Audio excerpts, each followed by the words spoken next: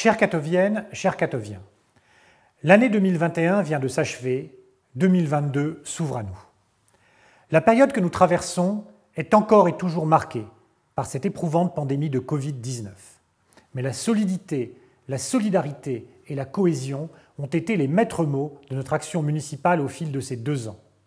Elles nous ont permis de surmonter ensemble les épreuves. Fidèles à nos valeurs et à notre sens du service public, nous avons travaillé et continuons à travailler main dans la main avec l'ensemble des acteurs institutionnels et de nos partenaires associatifs dans nos crèches, dans nos écoles, dans nos clubs de sport, auprès de nos commerçants ou encore en direction des seniors et des plus fragiles d'entre nous. Dans le même temps, et malgré la crise sanitaire qui occupe encore le devant de la scène, nous avons poursuivi et poursuivons résolument notre engagement pour construire avec vous notre ville de demain. Au cours des 12 derniers mois, nous n'avons ainsi cessé d'avancer sur tous nos grands projets, avec un premier fil rouge, le développement durable. Plusieurs points ont ainsi été initiés ou poursuivis. La plantation de plus de 400 arbres et arbustes, notamment sur l'avenue de l'Europe et sur la promenade des Landes, désormais achevée. Le plan de végétalisation de nos cours d'école, la création de nouvelles pistes cyclables sur l'avenue Maupassant, le développement du bio et la suppression du plastique dans nos cantines, le déploiement à grande vitesse de notre réseau de chaleur urbain ou encore l'installation d'un système de récupération de chaleur à la piscine. L'opération Cœur d'Europe a de son côté commencé à prendre forme. Les travaux ont été lancés et se poursuivront ces prochains mois selon le calendrier prévu. Sur un plan plus patrimonial, la grande nouvelle de cet automne a été l'acquisition par la ville du Nymphéa de Soufflot, véritable joyau historique situé en bord de Seine sur le quai du même nom. Cette acquisition ouvre la porte à une restauration rendue indispensable par les vicissitudes du temps avant une future ouverture au public.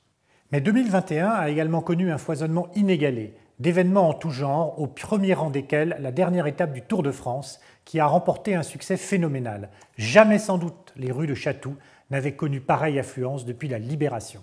Et je n'oublie pas Electric Park pour notre jeunesse, la première édition du Festival des Lumières impressionnistes, qui se renouvellera cette année, le centenaire Georges Hirat et l'ensemble des autres manifestations plus classiques qui émaillent nos mois de juin et de septembre. Mais le sujet majeur qui se pose à nous pour 2022 et les années à venir est la loi Duflot. Elle nous impose d'atteindre des quotas de logements sociaux inatteignables. Chatou compte à ce jour près de 17% de logements sociaux et devrait en disposer de 25% à l'horizon 2025, soit 1130 à programmer, c'est-à-dire 565 d'ici fin 2022 et 565 autres pour la fin 2025. Cette programmation à marche forcée, digne des grandes heures de la planification soviétique, est juste délirante, d'autant que Chatou ne dispose plus d'une once de foncier disponible.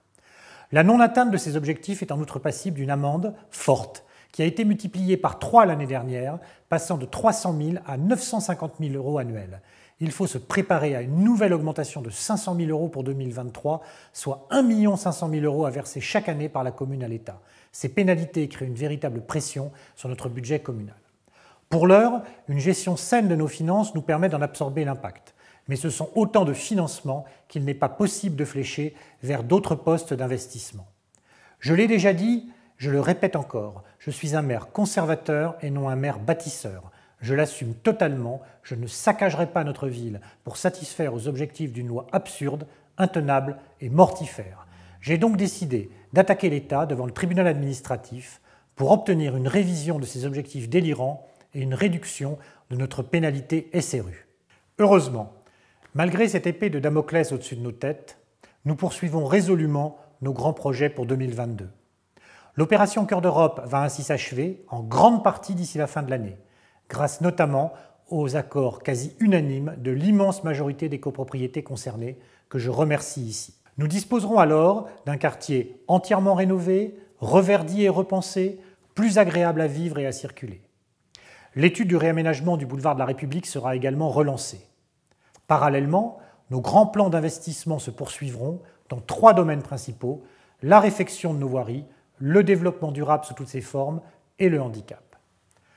Côté patrimoine, nous allons, comme prévu, engager la rénovation de notre hôtel de ville historique. Il retrouvera son faste des XVIIIe et XIXe siècles et pourra continuer à accueillir le conseil municipal, les mariages et les réceptions officielles. Mais il disposera surtout, au premier étage, d'une grande salle de cocktails et d'exposition qui manque cruellement aujourd'hui de notre ville. Un groupe de travail dédié va démarrer sa réflexion sur le futur fonctionnement de ce monument emblématique de Chatou.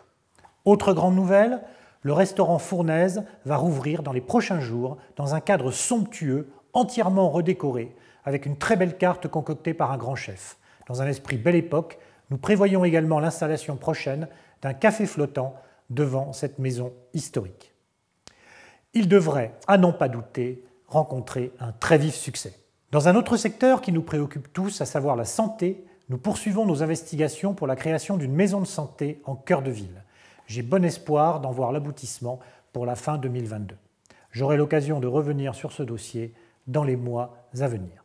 Vous le voyez, grâce à ces initiatives et à ces investissements massifs en faveur de notre avenir commun, nous dessinons, année après année, les contours d'une ville toujours plus moderne, durable, conviviale et attractive. Elle se construit pour vous, avec vous et par vous. Car Chatou vit au rythme de celles et ceux qui, dans leur diversité, en constituent le cœur battant. Ses habitants, ses artisans et commerçants, ses personnels administratifs et sociaux, ses enseignants, ses soignants, ses forces de sécurité, ses bénévoles associatifs, ses jeunes, ses moins jeunes, ses seniors. C'est en effet vous qui donnez vie à notre ville et la rendez toujours plus agréable, active et solidaire. Soyez-en ici très vivement remerciés. Je souhaite achever ces quelques mots par un message fort d'optimisme et d'espoir. En un mot commençant, Chatou doit continuer à bouger, à vivre, à inventer et à s'inventer et à vous surprendre parce qu'il ne faut en rien céder à la fatalité. Je vous propose donc d'avancer ensemble. N'ayons pas peur, allons de l'avant, donnant toute sa chance à l'année nouvelle, année décisive, pour laquelle je formule de nouveau auprès de vous mes vœux les plus sincères. Très bonne année 2022 à toutes et à tous.